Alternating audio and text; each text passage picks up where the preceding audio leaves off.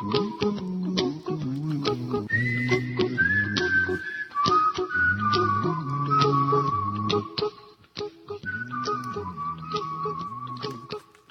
is the Bible Forum, and I am Warren Sprouse. We're here every Sunday evening from 8 to 10 p.m. live online, and the rest of the week, YouTube. We have a website, thebibleforum.net, and from that website, the segments of each Sunday evening show are rotated on a carousel through as long as you want to watch it. You click the little arrow, it's a YouTube, and it starts to play. It goes through 4 or 5 segments, and then it repeats itself. If you don't want to repeat it, you can click the word Ustream, which is down in the bottom right-hand corner, and it'll take you to the website, where you can watch stuff going back, I think it's to July of last year, if I'm not mistaken. There's a bunch of stuff. Some of it is in its raw form, some has been edited. It's up to you. But this evening on this particular segment, I want to talk to you about cultural Christianity and how cultural Christianity is taking over. On a recent Bible Forum, I read an article that sought to define Rand Paul's religious beliefs, his religious orientation. This week there are news articles about Hillary's and Rubio's religious beliefs as well. And they are coupled with a revealing Facebook from Dr. Ben Carson regarding his Christian beliefs. You can see listen to an extensive evaluation of them on the segment we did just before this. It's on the website. You can find that. But I say all that to say that these folks are public figures, and public figures are pretty much fair game when it comes to evaluating what they say and what they do, since it gives us insight into their character and their approach of life and so forth, and some idea as to how they might make their political decisions. The consistent reality is that Americans are increasingly biblically illiterate. They prefer to believe what they think the Bible says, or what their religious leaders have told them is what it actually does say. Americans in general, in churches, in pews, don't read the Bible. You can go to churches all over this country where the Bible is never read in the church. But when they do read it, they don't read it the way it was intended to be read. They take a verse, they take a couple of verses, they take a concept, and it might be something that they're proof texting. They're looking for something to throw at me. Or maybe they're going through a tough time and they want comfort, and they go to the Psalms or someplace that's going to be a soothing statement here or there, or it just makes a point. Dr. Harvey Cox is a theologian who taught at Harvard Divinity School for 40 years.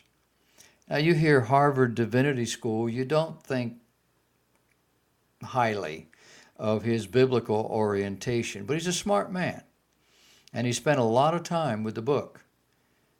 And he's now written a book of his own, and it's entitled How to Read the Bible. And he says there are 3 primary ways. You can read it devotionally, you can read it critically, or you can read it contextually. But he adds that there's no single right way to read the Scripture. Some ways may be better than the others, but there's no one way that's right while the others are wrong.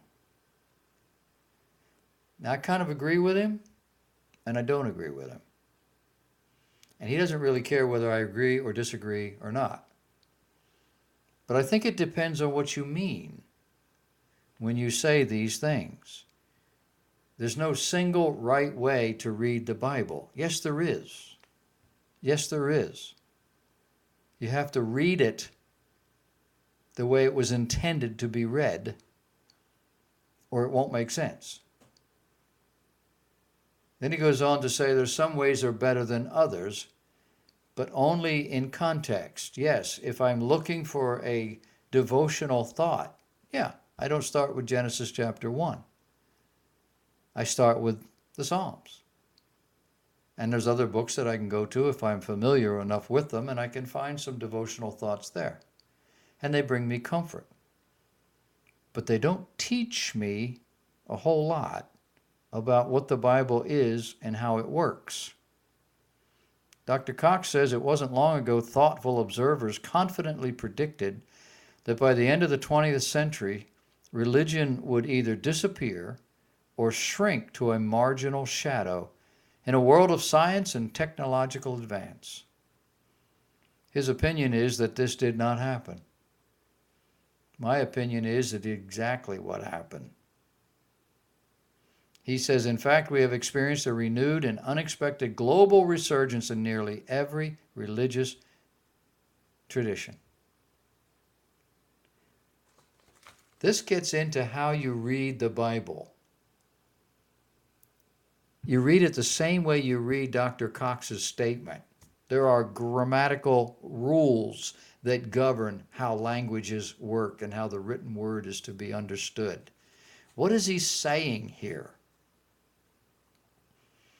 There is a renewed and unexpected global resurgence in nearly every religious tradition.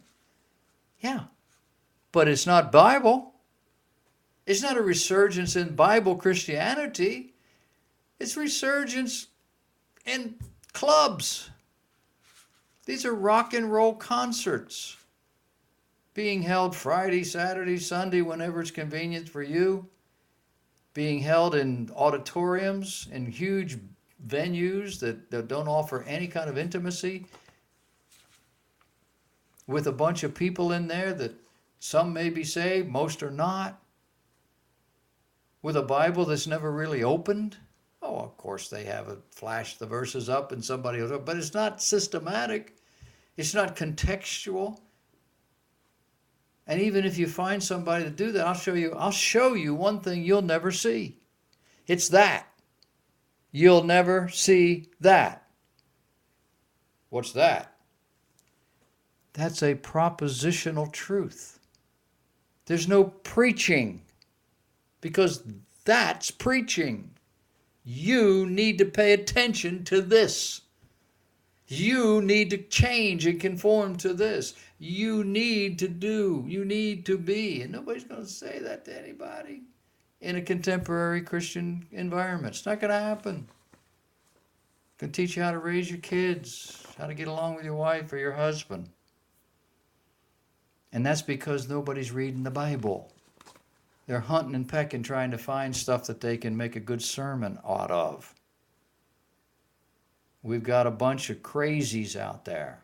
Guys like Benny Hinn, Joel Osteen, Bill Johnson, Creflo Dollar, and a whole bunch of others. They're entertainers. They're masquerading as preachers of the gospel, but they're not much better than circus barkers, and in some cases, clowns. On the other side, you've got these guys writing books about blood moons or signs of the times or political events and so forth, convinced that God is at work in these signs that grow right out of the Bible. You know, well, that Bible verse, you know, was it Isaiah, whatever, and the World Trade Towers. And, you know, everybody jumps on that stuff. Oh, that's wonderful. It's wonderful. It's not Bible. Does not help you. Doesn't do anything.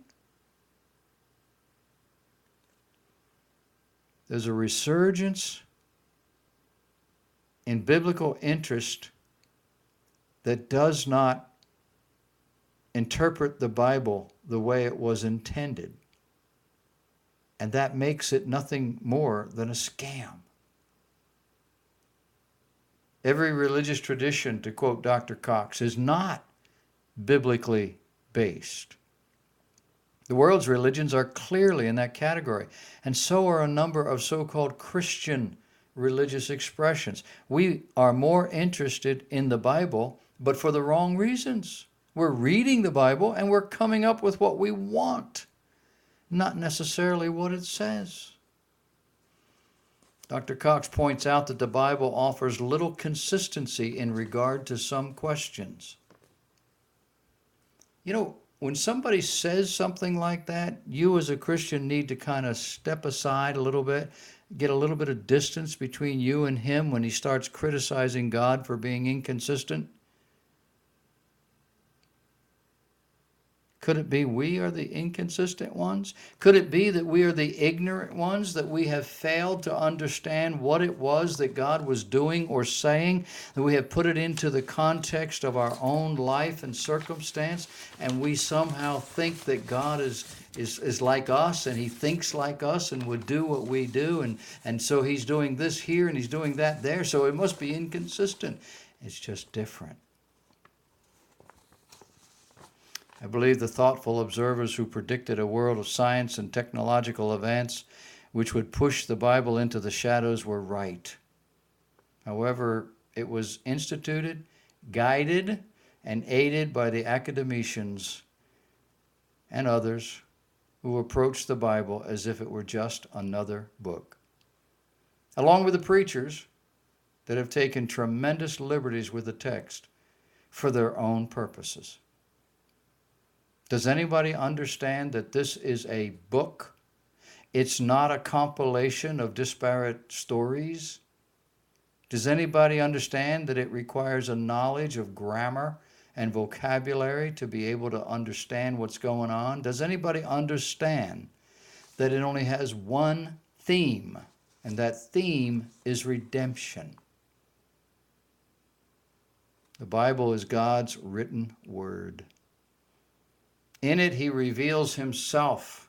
He reveals his purposes relative to this earth and to this people.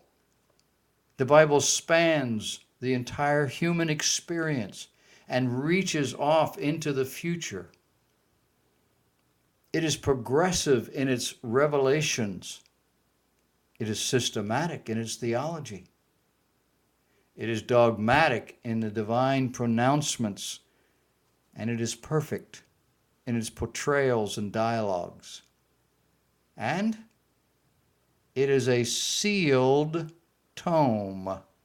What God hath said is all there is to say on that subject. Well, you know, the Lord told me, I don't care. Well, you know, I found this other book and it seems to say this, and so I think the Bible really meant, forget it. Well, I have the gift of prophecy and God speaks to me. Go away.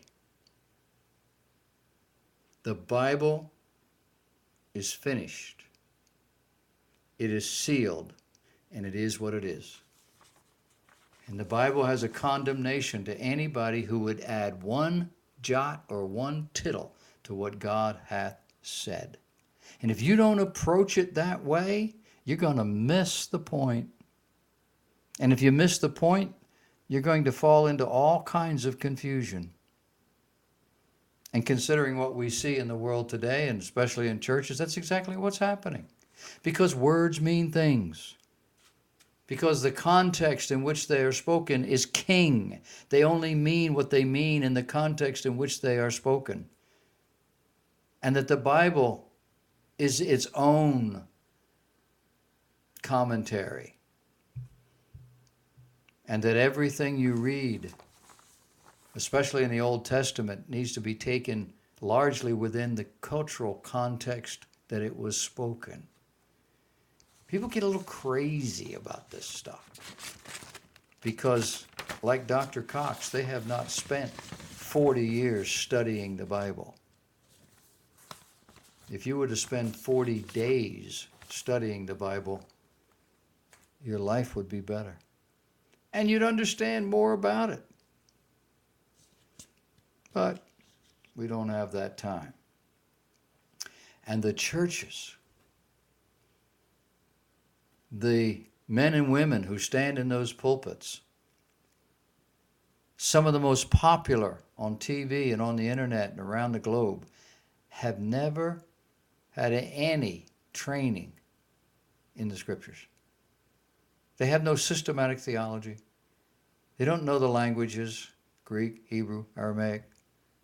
They don't take into consideration the nuances. They don't put things in the context in which they were intended. What is the law of Moses about? Do you know? It's a lot of things. But God, under a covenant with Israel, gave them the law, summarized in 10 statements. The first 5 are regarding God. The second 5 regard other people.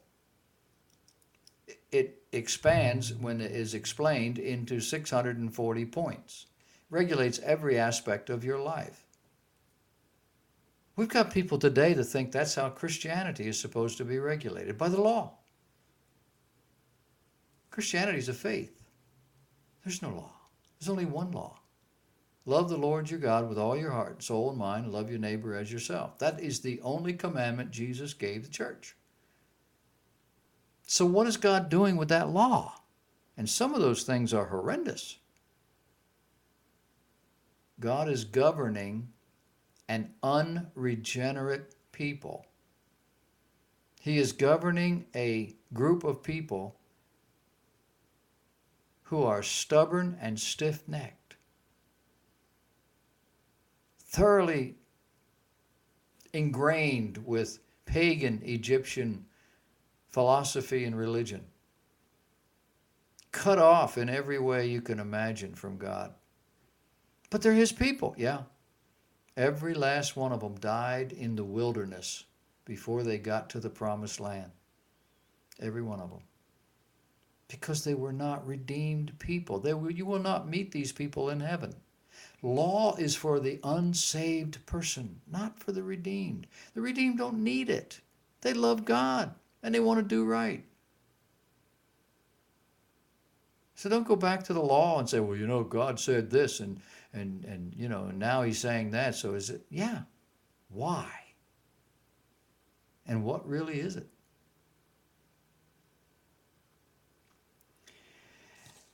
I'm only one man. I can't do it all.